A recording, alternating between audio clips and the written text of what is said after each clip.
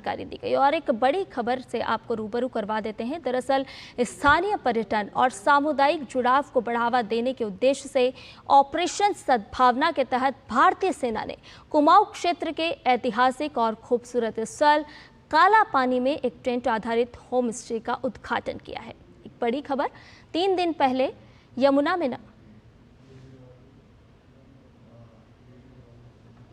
तो आपको बता दें, ये बड़ी खबर आ रही है। दिल्ली के भाजपा प्रदेश अध्यक्ष वीरेंद्र सचदेवा दिल्ली के राम मनोहर लोहिया अस्पताल में भर्ती हैं। आपको बता दें कि पेट और पीठ पर भी उन्हें चकते हुए हैं। 3 दिन पहले प्रदूषित यमुना में नहाने की वजह से उनकी तबीयत खराब हुई थी। एक बड़ी खबर, यमुना में नहाने की वजह से वीरेंद्र सचदेवा को कुछ मुश्किलें हुई, जिसकी वजह से उन्हें अस्पताल में भर्ती किया गया। दिल्ली के भाजपा प्रदेश अध्यक्ष वीरेंद्र सचदेवा दिल्ली के राम मनोहर लोहिया अस्पताल में भर्ती हैं। 3 दिन पहले प्रदूषित यमुना में नहाने की वजह से उनकी तबीयत खराब हुई। अंदाज़ा लगाया जा सकता है कि यमुना का पानी कितना खराब है, जिसकी वजह से उनकी सेहत में गड़बड़ी मिली, सेहत खराब हुई और इन बढ़ती मुश्किलों की वजह से उन्हें अस्पताल में भर्ती होना पड़ा। दिल्ली के भाजपा प्रदेश अध्यक्ष वीरेंद्र सचदेवा दिल्ली के राम मनोहर लोहिया अस्पताल में भर्ती हैं। 3 दिन पहले प्रदूषित यमुना में नहाने की वजह से उनकी तबीयत खराब हुई थी। आज सुबह दिल्ली के राम मनोहर लोहिया अस्पताल में उन्हें भर्ती किया गया। 3 दिन पहले यमुना में नहाने गए थे और उसके बाद से उनकी तबीयत बिगड़ी। और इस पूरी खबर पर बातचीत कर लेते हैं हमारे संवाददाता अमरेंद्र गुप्ता से। अमरेंद्र, क्या कुछ खबर है? यमुना इतनी गंदी कि 3 दिन पहले जब उन्होंने स्नान किया तो उसके बाद उनकी सेहत खराब हो गई और आखिर उन्हें भर्ती होना पड़ा।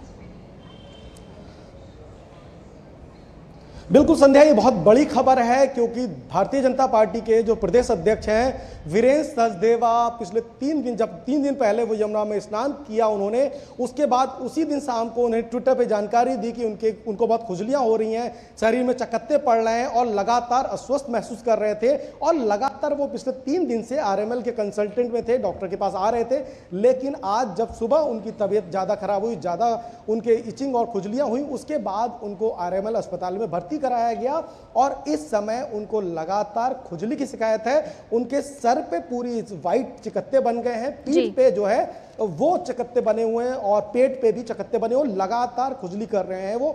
और जो डॉक्टर हैं, जो जनरल फिजिशियन और जो स्किन डर्मेटोलॉजिस्ट डिपार्टमेंट है वहाँ भर्ती है। और राम मनोहर लोहिया के जो अस्पताल के जो ये प्राइवेट वार्ड है वहाँ पर एडमिट हैं रूम नंबर 5 में। और DD न्यूज़ के पास ये सबसे पहले की तस्वीरें हैं। इस समय डॉक्टर उनका इलाज कर रहे हैं, उनको दवाइयाँ दी गई हैं, कई ऑइंटमेंट दिए गए हैं। लेकिन वो लगातार ये शिकायत कर रहे हैं कि उनको जो है लगातार खुजली हो रही है। और मैं आपको बता दूं कि जिस दिन वो यमुना में स्नान करने गए, जिस तरह से दिल्ली की आबो हवा पूरी प्रदूषित हो गई है, जहां एक तरफ वायु प्रदूषण था वहीं जल प्रदूषण भी था। और यमुना को जो प्रोटेस्ट को लेके भारतीय जनता पार्टी ने एक प्रोटेस्ट रखा था दिल्ली के यमुना के ITO घाट पर, और वो प्रोटेस्ट कर रहे थे।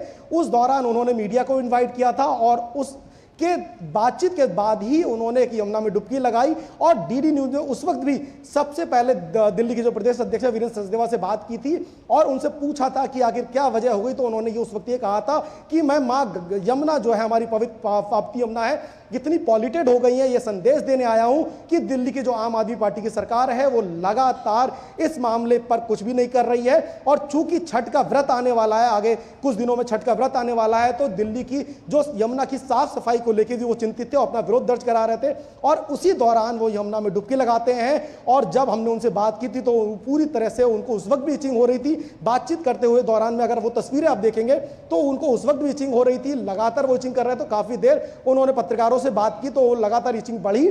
और उसके बाद जब वो घर गए तो शाम को उनकी तरफ से ट्वीट हुआ और उसमें उन्होंने ये शिकायतें दर्ज कराई कि उनको इचिंग है। और उसके बाद से वो लगातार कल भी हॉस्पिटल में आए, राम मनोहर लोहिया अस्पताल में, और आज भी आए। लेकिन आज आने के बाद डॉक्टरों ने उनको एडवाइस किया कि आपको एडमिट होना पड़ेगा क्योंकि इचिंग ज्यादा है। और उस समस्या के बाद इस समय उनका इलाज चल रहा है। संध्या।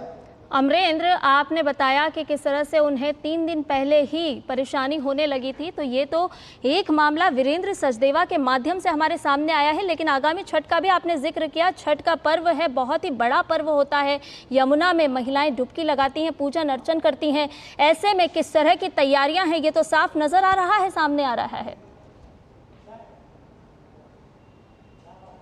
संध्या, बिल्कुल यही एक बड़ा सवाल और संजीदा सवाल और खासा अहम सवाल बन जाता था कि जब आने वाले कुछ दिनों में छठ का एक महापर्व है, पूर्वांचल का एक महापर्व है, जिसमें व्रतधारी जो हैं उगते और ढलते सूर्य का अर्घ करते हैं और बाकायदा वो यमुना में उतरते हैं, आधे शरीर वो उतरते हैं और उसके बाद उसी यमुना जल का आचमन करते हैं। लेकिन अब आप देखिए, अगर यमुना जल में उतरने के बाद इस तरह की समस्या हो रही है तो उस जल का जो आचमन होगा उसके बाद किस तरह की समस्या होगी, एक बड़ा सवाल। और यही सवाल लगातार भारतीय जनता पार्टी खड़ा कर रही थी और दिल्ली की जनता भी लगातार आम आदमी पार्टी सरकार से ये पूछ रही है कि आखिर क्यों नहीं ठोस फुल प्रूफ तरीके से जो है दिल्ली यमुना का जो पॉल्यूशन है उस पर कंट्रोल किया गया, और क्यों नहीं दिल्ली की यमुना को लेके जो सरकार की तैयारियां थी वो पहले से दिखी।